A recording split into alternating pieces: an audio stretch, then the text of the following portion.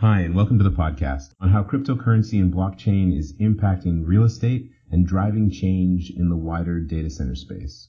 Change is often uncomfortable. I can tell you that many of my early interactions with cryptocurrency were also somewhat uncomfortable. But amidst all the noise, we've seen highly qualified users emerge and start to affect changes that will define this new sector, will alter how we see deals for direct power, and may even change the wider data center market as we know it. I am David Cervantes, a real estate professional based in Montreal, Canada, and a member of CBRE's Data Center Solutions Group.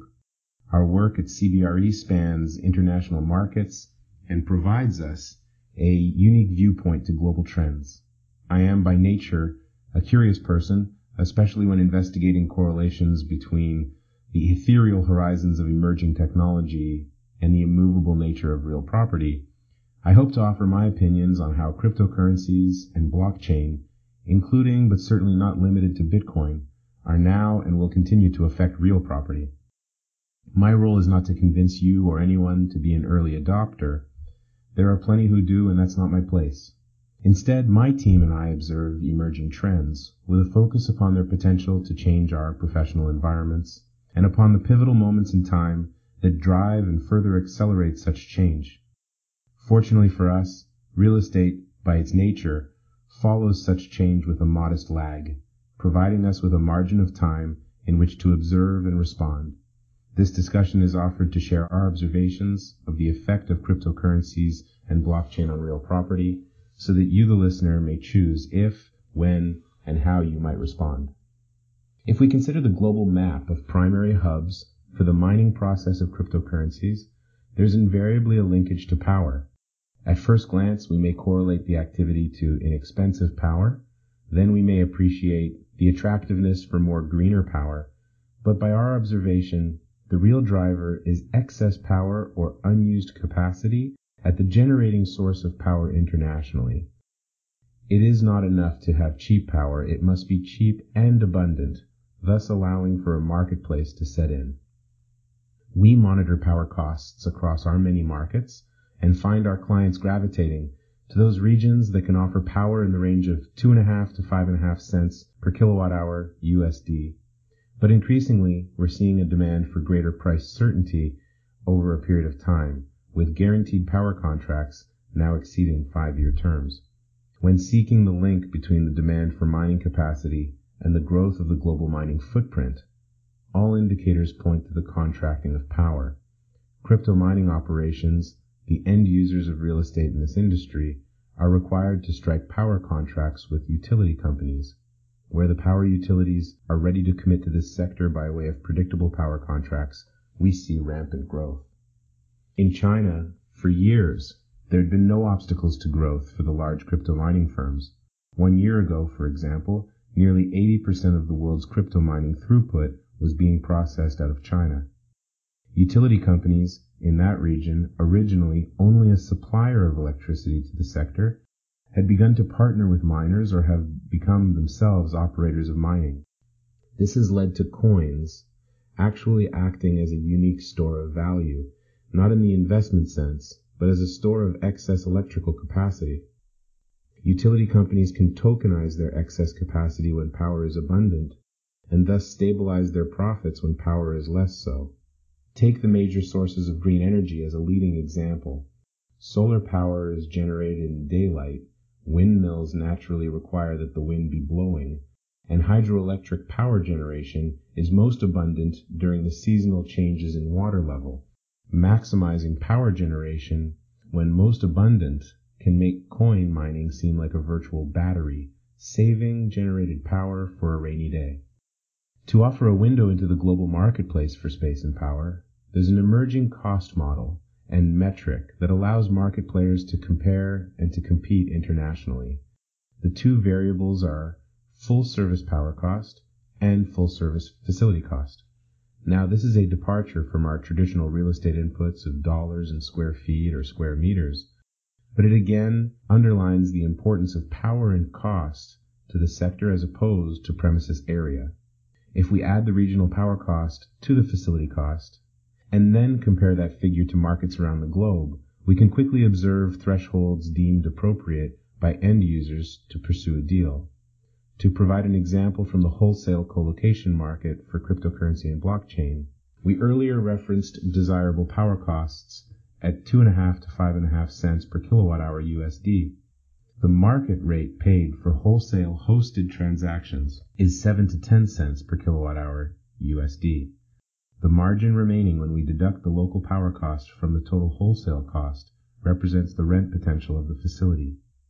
By helping real estate players understand this cost model, we bring forth new types of real estate opportunities which may optimize unused spaces or achieve rental revenues per square foot well beyond those achieved by conventional real estate, while remaining at or under the maximum budgets predicted by the open market. Power policy and government regulation has already played a significant role in this sector and will continue to impact the attractiveness of markets. Real estate is strongly linked to power policy in this sector, just as it is in other high power consuming industries like the production of steel, for example. We may even see the wider data center market become a long-term beneficiary of the changes in public policy brought forth by the market demands of cryptocurrency and blockchain. As an example, the recorded demand from cryptocurrency miners targeting the province of Quebec in the 5 months between October 2017 and February 2018 was 18,000 megawatts. Hydro-Quebec, the publicly operated utility company, called for government intervention. A moratorium was enacted and new regulations were imposed in order to process and prioritize this demand. In order to manage the market, the government enacted both an economic development rate to be applied to firms they deemed qualified and a punitive rate of 15 cents or 3 times market for any firms found to be operating without permit. These new rules sent many end users scrambling to determine whether they would be awarded permits and dissuaded many others from entry into this new market. Regulation is thus a threat when a regional government can halt or hike prices of power. Any market which has opened its doors to new demand and who boasts alignment with government becomes a safer destination by comparison. A market which is post-regulation and or has government alignment is even more attractive than those markets without any regulation at all. Site selection for cryptocurrency is gaining sophistication as operators are expanding their criteria beyond low-cost power to now also value predictable and reliable power. In the pursuit to stem risk in an inherently risky early phase of this sector, regulation, if not too heavy-handed, can provide a framework for productive deal-making. So we've defined this new sector by its power density, its thrifty budgetary thresholds, and its pattern of stretching the limits of regulation.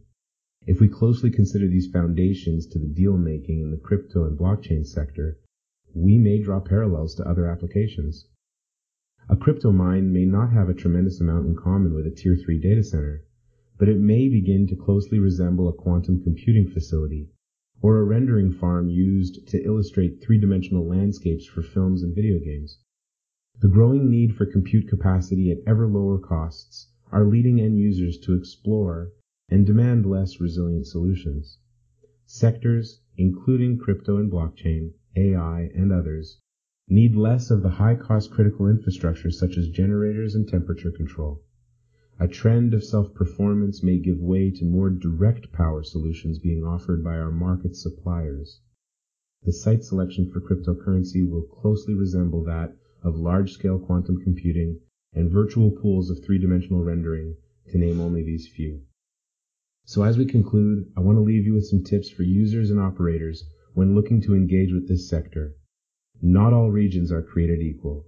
The cryptocurrency and blockchain demand will gravitate to regions that have lower power costs but also have abundant capacity for which power utilities are ready to contract. Secondly, power cost and facility cost are inversely proportional. Where the power cost is lowest, the margin for revenue potential of the facility cost is highest. If the regional power cost is too high, the revenue potential of a particular facility may be extinguished. And finally, regulation is being applied in many different ways across all markets. We advise our clients to be aware of prospective regulation and seek alignment with government power policies and to be part of a long-term solution. The cryptocurrency and blockchain sector is certainly real and here for the long term. The real estate opportunities are likewise real and require a knowledgeable advisor with expertise in successful negotiation of these deals. CBRE brings that to our client base, and we encourage you to reach out to us for more information on this emerging space, how to succeed, and just as importantly, what to avoid.